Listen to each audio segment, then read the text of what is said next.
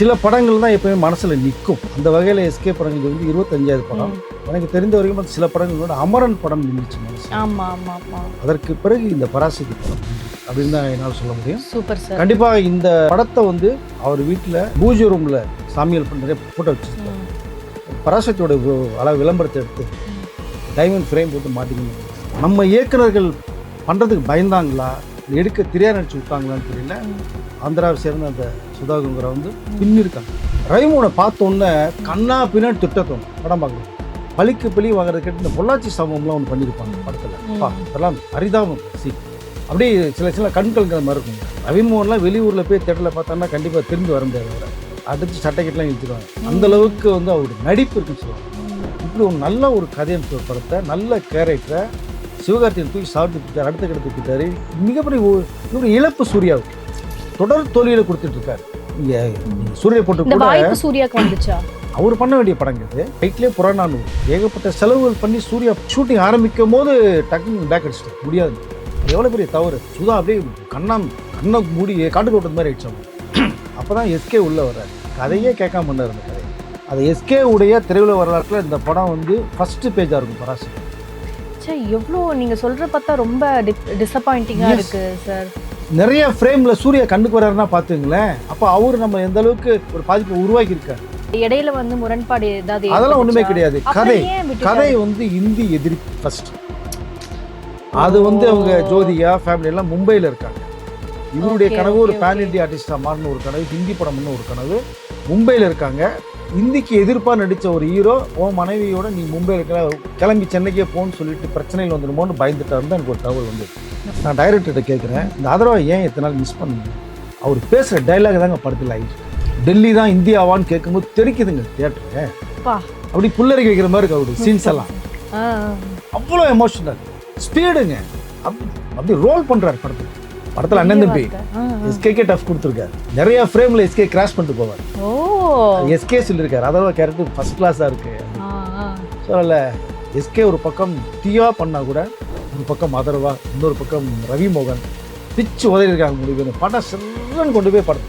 TN talkies நேர்கள் அனைவருக்கும் வணக்கம். நான் சுகன்யா உங்களோட இணையிறது. இன்னைக்கு நம்மளுடைய கான்வர்சேஷன்ல இணையறாங்க ஜேர்னலிஸ்ட் வெங்கடேஷ் சார். அவரை வெல்கம் பண்ணிடலாம். Welcome to the show sir. வணக்கம் சார்.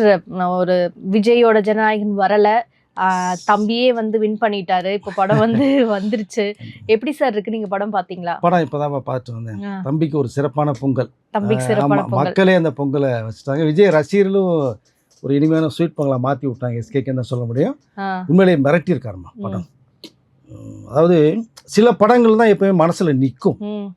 அந்த வகையில் எஸ்கே படங்கள் வந்து 25வது படம். எனக்கு தெரிந்த வரைக்கும் சில படங்களோட அமரன் படம் நின்றுச்சு மனசில். அதற்கு பிறகு இந்த பராசக்தி படம் நின்றுருக்கு அப்படின்னு தான் என்னால் சொல்ல முடியும். Super sir. கண்டிப்பாக இந்த படத்தை வந்து அவர் வீட்டில் பூஜை ரூமில் சாமியால் பண்ணுற ஃபோட்டோ வச்சுருப்பார். பராசக்தியோட விளம்பரத்தை எடுத்து டைமண்ட் ஃப்ரேம் போட்டு மாட்டிக்கணும்னு நினைக்கிறாங்க. ஸோ அப்படியே ஒரு படமாக இது எஸ்கேக்கு அமைஞ்சிருக்கு. Super sir. இப்போ மொழிப்போர் இயக்கம் இதை தான் பேஸ் பண்ணி தான் இந்த படம் இருக்குன்னு சொல்லியிருந்தாங்க. மொழிப்போர் இயக்கத்தை கரெக்டான வடிவத்தில் கொடுத்துருக்காங்களா, கரெக்டான மீட்டரில் கொடுத்துருக்காங்க? அது இயக்குனருக்கு மிகப்பெரிய வாழ்த்துக்கள் சொல்லலாம். கரெக்ட் லெவலில் அருமையாக ப்ரெசன்டேஷன் பிரமாதம் பண்ணியிருக்காங்க.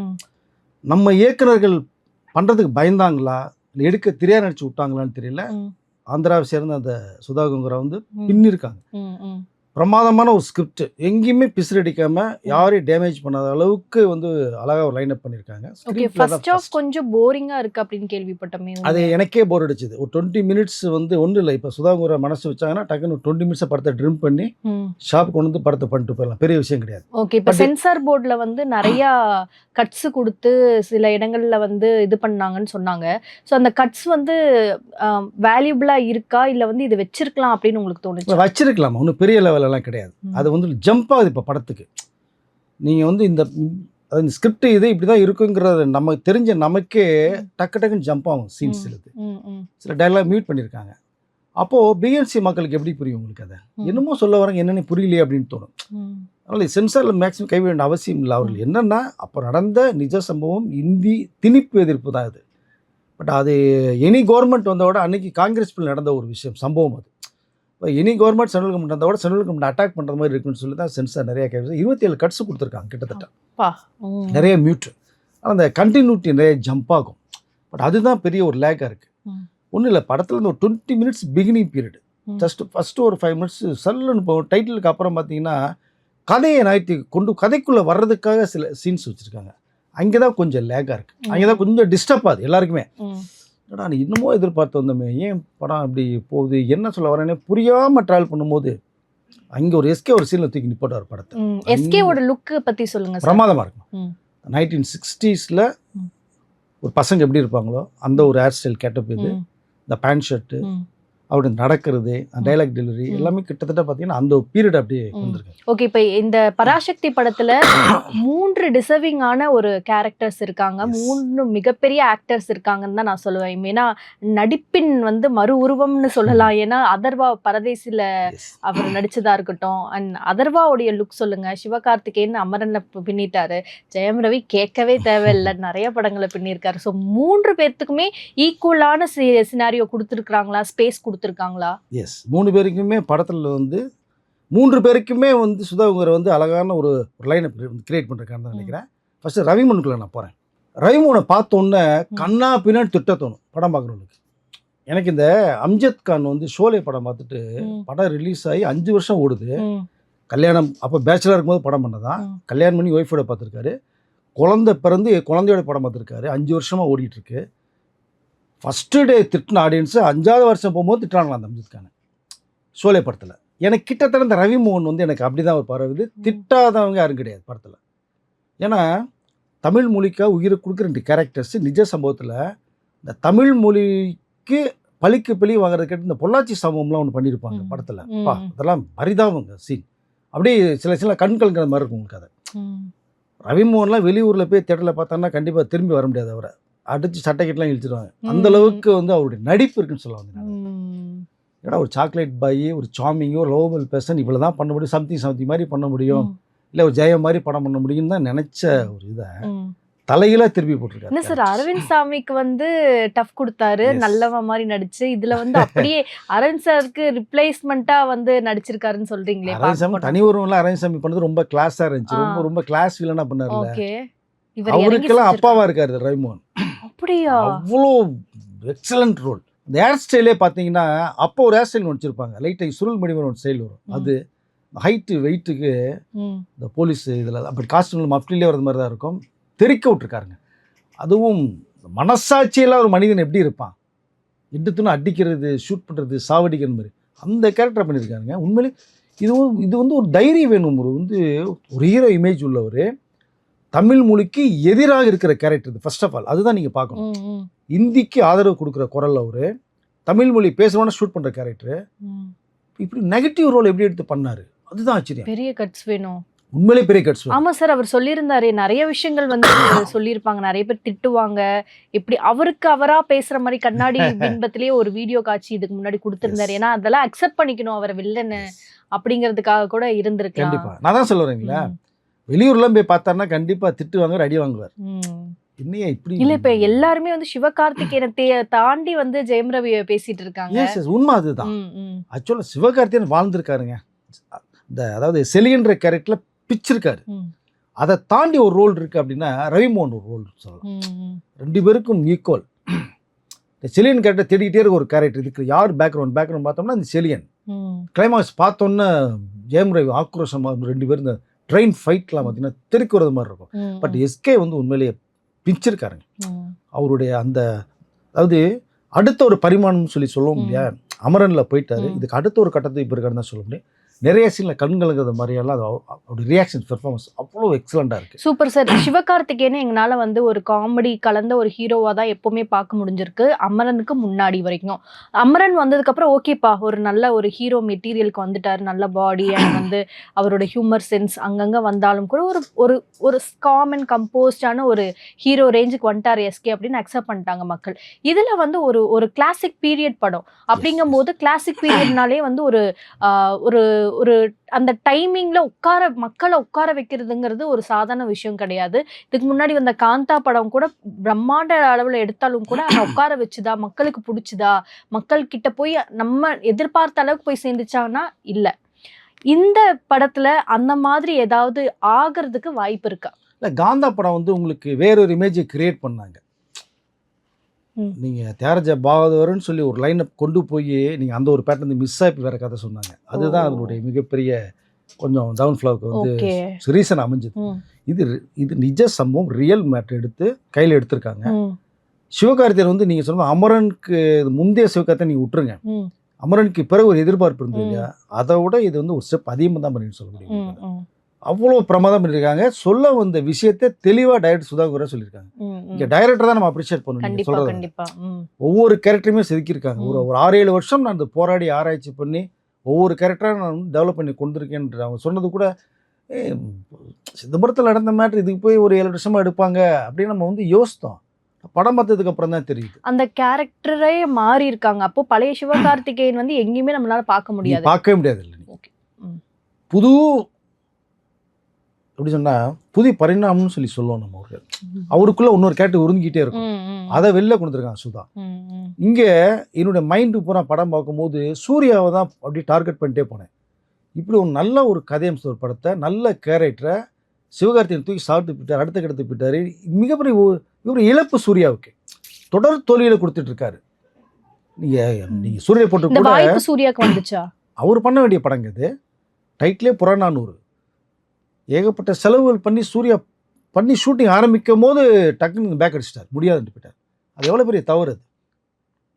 சுதா அப்படியே கண்ணை மூடி காட்டு ஓட்டது மாதிரி ஆயிடுச்சு அவங்களுக்கு.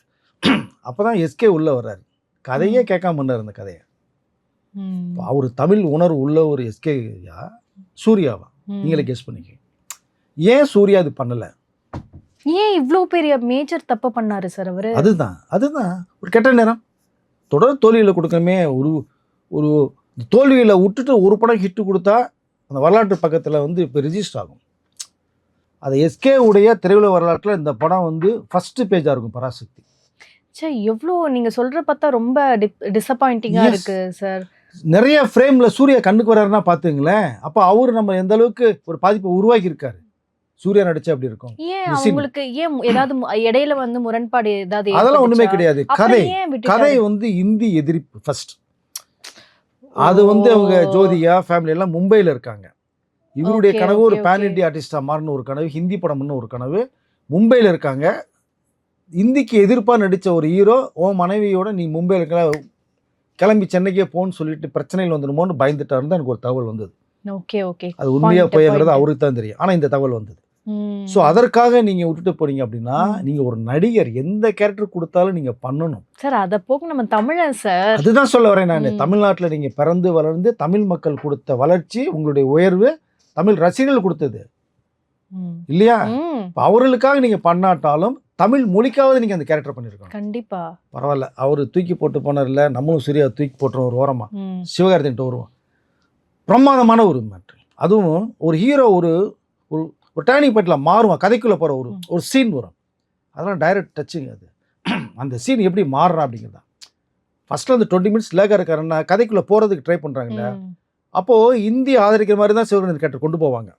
எல்லா மொழியும் கற்றுக்கிட்டா எங்கேனாலும் போய் வாழலாமே அப்படிங்கிற ஒரு இதுக்கு போகிறாரு. ஆனால் அந்த இந்தி மொழியினால் எவ்வளோ பாதிப்புகள் உருவாயிருச்சு அப்படிங்கிற விஷயத்தை கண்ணால் பார்ப்பார். அங்கே தான் அந்த கேரக்டர் மாறும். மாறி போராட்டில் வரும்போது தன்னுடைய தம்பியும் செத்துருவா. அப்படி இப்போ தமிழ் மொழிக்காக போராடின எல்லா பேருமே மரணமானு சொல்லி அதை எதிர்த்து போராடுவார். திணிக்க வேண்டாம், சாய்ஸில் விட்டுருங்க, ஏன் பண்ணாதீங்க அப்படின்னு. இது இந்தியாவில் பூரா இருக்கிற அத்தனை ஸ்டேட்டில் நடக்கிற மாதிரி கொண்டு போயிருப்பாங்க கதை. அதுதான் ஒரு பியூட்டி. சூப்பர். ஆந்திராவில் இதில் வந்து ஸ்பெஷல் கேமியோ ரோலில் நம்ம ராணா டகுபதி பண்ணியிருப்பார். ஒரு 3 சீன் கலக்கியிருக்கார் பார்ட்டி.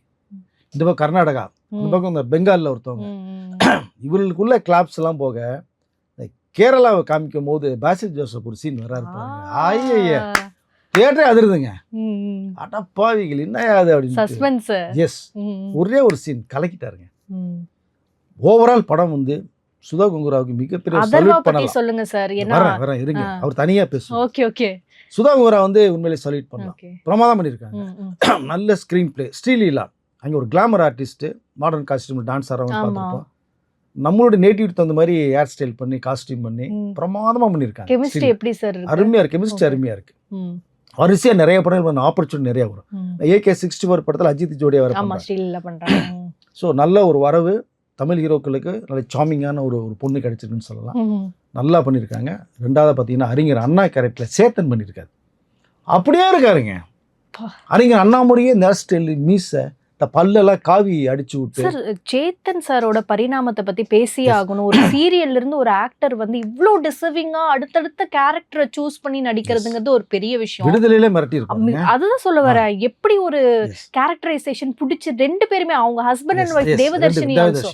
எப்படி வந்து நடிப்பு அரக்கர்கள்னு வந்துட்டு இந்த மாதிரி சில பர்சன்ஸை சொன்னா கூட தகு மக்களே என்னத்த சொல்றது. அறிஞர் அண்ணா அவர்களை இந்த டைலாக் டெலிவரியிலேருந்து அந்த ப்ரொனன்சியேஷன் வார்த்தை இருந்து இந்த மாதிரி பேஸ் கரகர வாய்ஸ் டோன் அப்படியே பேசியிருப்பாருங்க. அப்படி கண்ணு முன்னாடி வந்து நிப்பாட்டுறாரு அறிஞர். அது பெரிய விஷயம். அங்க டைரக்டர் தான் தெரியுற உங்களுக்கு. சரி, இதுல எனக்கு ஒரு முக்கியமான ஒரு கேள்வி. அறிஞர் அண்ணாவை பத்தின முக்கியமான சில வசனங்கள் அந்த படத்துல இருந்தது. இந்த வசனத்தை வந்து நீக்கியிருக்காங்கன்னு சொன்னாங்க. அதெல்லாம் மீறி இந்த படம் வந்து கன்வே பண்ணுதா? மக்களுக்கு சொல்ல வேண்டிய விஷயத்த கன்வே பண்ணுதா? புரிய வைக்குது. அதெல்லாம் ஒன்றும் ப்ராப்ளம் இல்லை. அவர் பேசுற டைலாக்லாம் தெளிவா இருக்கு. அங்கே பெருசா கை வைக்கல. இந்த அதர்வாக்குள்ளேயும் எஸ்கேக்குள்ளேயும் போகிற மேட்டர் நிறைய கை வச்சிருக்காங்க. பொது ஜனங்கள் பேசுகிற மேட்டில் கொஞ்சம் கை வச்சிருக்காங்க. அதனால கொஞ்சம் ஜம்ப் ஆகுது நமக்கு. தவிர இந்த கேரக்டர்ஸ் கரெக்டாக பண்ணி ட்ராவல் பண்ணியிருக்காங்க. ஒரு 3 சீன் தான் வருவார். கடைசியில் எண்டில் வந்து தமிழகத்தோட முதலமைச்சராக போய் உட்கார்ற வரைக்கும் அந்த சீன் கொண்டு போயிருப்பாங்க. ஸோ அறிஞர் அண்ணா அவர் ஏன்னா 65 காங்கிரஸ் நடந்த இன்சிடென்ட், இந்த போராட்டங்களில் கலைஞர் கருணாநிதி ஐயா அவர்களும் அண்ணா அவர்களும் மிகப்பெரிய போராட்டத்தை கொடுத்து தமிழ் மொழியை காப்பாற்ற ஒரு விஷயத்தினால 1967 தமிழக முதலமைச்சராக பதவி ஏற்பார். 1969 கலைஞர் அவர்கள் வந்து முதலமைச்சர் பதவி ஏற்பார். 69வது தமிழக முதலமைச்சர் பதவியேற்ற உடனேயே தான் இந்த கல்லூரி மாணவர் ராஜேந்திரன் அவருடைய ஸ்டாச்சுவை வந்து சிதம்பரம் அண்ணா யூனிவர்சிட்டி வாசலில் வச்சுருப்பாங்க. அங்கே கலைஞர் அவர்கள் திறந்து வச்சது ஸோ சிலையை. ஸோ இது ஒரு பக்கம். ஒவ்வொரு கேரக்டருமே சுதா கொங்கரா வந்து பிரமாதமாக பண்ணி இப்படி ஒரு படத்தை வந்து இன்னைக்கு இருக்கிற இந்த 2K ஜென்சிக்கிட்னு சொல்கிறோம் இல்லையா, அவர்களாம் தமிழ் மொழி எப்படி, ஏன்னா நிறைய பேர் தமிழ் பேசுகிறால படிக்க தெரியல. கண்டிப்பாக அது பார்த்ததுக்கு பிறகு தமிழ் படிக்கின்ற உணர்வு வரும் எல்லாருக்குமே. நம்ம தமிழ்நாட்டில் இருக்கோம், தமிழ் மொழிக்காக காப்பாற்றப்படுறதுக்காக இவ்வளோ போராட்டங்கள் நடந்திருக்கா, இத்தனை உயிர்கள் பலிகடாயிருக்கா. கிட்டத்தட்ட இந்த சம்பவத்தில் வந்து 200 பேர் இறந்து போனதாக கடைசியில் வாய்ஸ் ஓவர் கொடுக்குறாங்க. ஆனால் அவர்கள் சொன்னது 6 பேர் மட்டும் தான் இறந்ததாக ஒரு தகவல் சொல்லப்பட்டதா ஒரு தகவல் வருது. ஸோ இவ்வளோ வரலாற்று சம்பவம் மறைக்கப்படுது. அப்படி ஒரு சம்பவத்தை வந்து இதில் வந்து சுதா கொங்கரா வந்து போல்டாக அடிச்சிருக்காங்க. Okay, back to Atharva sir. Yes, சொல்லி ஆகணும். நான் டைரக்டர்கிட்ட கேட்குறேன், இந்த அதர்வா ஏன் இத்தனை நாள் மிஸ் பண்ணீங்க? இப்படி ஒரு சிறந்த ஒரு நடிகர், உங்கள் அப்பா சாதனை ஆர்டிஸ்ட் முரளி ஏகப்பட்ட டஃப் கொடுத்தவர், இன்றைக்கும் அந்த புக்ஸை கையில் எடுத்துகிட்டு காலேஜ் ஸ்டூடெண்ட் போனான்னா அப்படியே இருக்கே, என்னையா வயசாகதானே கேட்கப்பட்ட முரளி. அப்படிப்பட்ட ஒரு ஹீரோ பையனை பிறந்து இவரும் சாதனையில் நிறையா படங்கள் உறுப்பினர், பரதேசி படம்லாம் பாலாக்கிட்ட பின்னி இருந்தார். பட் இப்படி ஒரு நடிகரை எவ்வளோ இயக்குனர்கள் நீங்கள் ஏன் மிஸ் பண்ணீங்க? இந்த சுதா மட்டும் இப்படி கண்டுபிடிச்சாங்க அவரை, அதுதான் இங்கே வியப்பாக இருக்கு. ஏங்க அந்த சிவகார்த்தினுடைய தம்பி கேரக்டரா அந்த அண்ணா யூனிவர்சிட்டி இன்ஜினியர் ஸ்டூடெண்ட் ராஜேந்திரனுடைய அந்த கேரக்டர் எடுத்து பண்ணியிருக்காரு. அவர் பேசுகிற டைலாக் தாங்க படத்தில் ஹைலைட். டெல்லி தான் இந்தியாவான்னு கேட்கும்போது தெரிக்குதுங்க தியேட்டரு. அப்படி புல்லரிக்க வைக்கிற மாதிரி இருக்கு அவருடைய சீன்ஸ் எல்லாம். அவ்வளோ எமோஷனல் ஸ்பீடுங்க. அப்படி ரோல் பண்ணுறாரு படத்தில். அருமையான ஒரு ரோல். அதர்வா வந்து வேறு எதாவது போட்டால் கூட நமக்கு வந்து மைண்டில் செட் ஆகாது. இனிமேல் எல்லா இயற்கையுடைய பார்வையும் அதர்வா பக்கம் திரும்பும். எப்படி சிம்பு பக்கம் தனுஷ் பக்கம் திரும்புது இல்லையா, அதர்வா பக்கம் இனிமேல் திரும்புவாங்க. ஸோ அப்படி ஒரு ரோல் அதர்வா வந்து பக்காவாக பண்ணியிருக்காரு. எந்த இடத்துலையுமே குறை சொல்லாத அளவுக்கு பிரமாதம் பண்ணியிருக்காரு. எஸ்கேக்கு ரொம்ப டஃப்பே கொடுத்துருக்கான்னு சொல்லலாம். படத்தில் அண்ணன் தம்பி எஸ்கேக்கே டஃப் கொடுத்துருக்காரு. நிறைய ஃப்ரேமில் எஸ்கே கிராஸ் பண்ணிட்டு போவார். எஸ்கே சொல்லியிருக்காரு அதர்வா கேரக்டர் ஃபர்ஸ்ட் கிளாஸாக இருக்கு அப்படின்னு. ஸோ அதில் எஸ்கே ஒரு பக்கம் தீயா பண்ணால் கூட ஒரு பக்கம் அதர்வா, இன்னொரு பக்கம் ரவி மோகன் பிச்சு உதறியிருக்காங்க 3 பேரும். படம் சிறன்னு கொண்டு போய் படத்தை ஃபஸ்ட்டு அது ஒரு 15-20 மினிட்ஸ் மட்டும் இந்த ட்ரிம் பண்ணி எடுக்கல தூக்கிட்டாங்கன்னு வச்சுங்களேன், படம் அப்படி ஸ்பீடுங்க போயிட்டு இருக்குங்க. இன்ட்ரோல் பிளாக்லாம் தியேட்டரில் தெரிக்கும். எப்படி நீங்கள் ஜெயிலரில் ரஜினி சார் வந்து அந்த ரம்யா கிருஷ்ணன் பண்ணுற ஃபைட் சீனில் தெரிக்க விட்டாரு, அது மாதிரி இதில் சிவகார்த்தின் சில்லோட்டில் ஒரு சீனை காமிச்சு மாடியில் பேசும்போது டைலாக் வச்சோம்னா விசில் பறக்குது தேட்டர். அங்கே படம் ஆரம்பிக்கிறதுங்க, எண்டு வரைக்கும் இப்படியே தான் பார்ப்போம். ஒரு கண் அகலாது. ஃபஸ்ட்டு ஒரு 10 நிமிஷம் மட்டும்தான். பிரமாதமான ஒரு படம், எல்லா பேரும் பார்க்க வேண்டிய ஒரு படம். ஜிவி பிரகாஷோடைய 100வது படம் இது. அழகாக ஒரு 3 மெலோடிஸ் அங்கே போட்டிருக்காரு. 6 பிச்சு உதறியிருக்காரு. Cameraman, art director, fight master எல்லாத்தையுமே நான் ஒரு லிஸ்ட்டில் கண்டிப்பாக சொல்லியே ஆகணும். ரவி கே சந்திரன் பிச்சு இருக்கார் கேமராவில், அப்படியே கொண்டு இருக்காரு நேச்சுரல் ஆர்ட் டைரக்டர். மிகப்பெரிய விஷயம். நேச்சுரல் ஒரு செட்டில் போட்டது மாதிரியே நேச்சுரலையும் போவாங்க, செட்டுக்குள்ளேயும் வருவாங்க, அப்படியே இருக்கும். அப்படி ஒரு விஷயம். அப்படிங்கும்போது இது ஒரு 7-8 வருஷமாக ஆராய்ச்சி பண்ணியிருக்காங்க, சாதனம் கிடையாது. ஒரு மிக சிறந்த படத்தை தமிழ் இண்டஸ்ட்ரிக்கு சுதா கொடுத்துருக்காங்க. ஒரு தமிழ் மொழிக்காக தமிழ் உணர்வு உள்ள ஒரு மனிதர் சிவகார்த்திகேயன் இந்த படத்தில் செலியன் கேரக்டரில் வாழ்ந்திருக்கார். Super sir. இப்போ வந்து பராசக்தி மேல எவ்வளவு குற்றச்சாட்டுகள் அண்ட் வந்து இது வந்து திமுகக்கு ஃபேவரா எடுக்கப்பட்ட ஒரு படம்னு சொன்னாங்க, விஜய்க்கு அகேன்ஸ்டா எடுக்கப்பட்ட படம்னு சொன்னாங்க. நிறைய விமர்சனங்கள் இருந்தாலும் கூட இது வந்து ஒரு சினிமாவா பார்க்கும்போது ரொம்ப நல்லா வந்திருக்கு அப்படின்னு வந்து சொல்றீங்க. அண்ட் வந்து முக்கியமான விஷயம், சில நீங்க ரொம்ப அருமையான ஒரு பதிவு சொன்னீங்க, ஜென்எக்ஸ் கிட்ஸ்களுக்காக அவங்களுக்கு வந்து நிறைய விஷயங்கள் பகுத்தறிவா வந்து நம்ம சொல்ல வேண்டிய கடமையில இருக்கும். அது சினிமா துறையை தாண்டி வேற யாருனாலும் சொல்ல முடியாது அப்படிங்கறத சொன்னீங்க. இப்ப வர படங்கள் எல்லாமே ரொம்ப ஆடம்பரமா பல கோடிகள் போட்டு எடுத்தா கூட அதுல கதைகள் இருக்கிறதில்ல அப்படிங்கிற விஷயம் எல்லாம் நம்ம பார்க்க முடியுது. இந்த நேரத்துல இப்படி ஒரு படம் கண்டிப்பா தேவை. சோ பராசக்தி போய் பாருங்க அப்படின்னு உங்க சார்பா வந்து நான் சொல்லிக்கிறேன் சார். இன்னைக்கு நிகழ்ச்சியில வந்து கலந்துக்கிட்டதுக்கு நன்றி.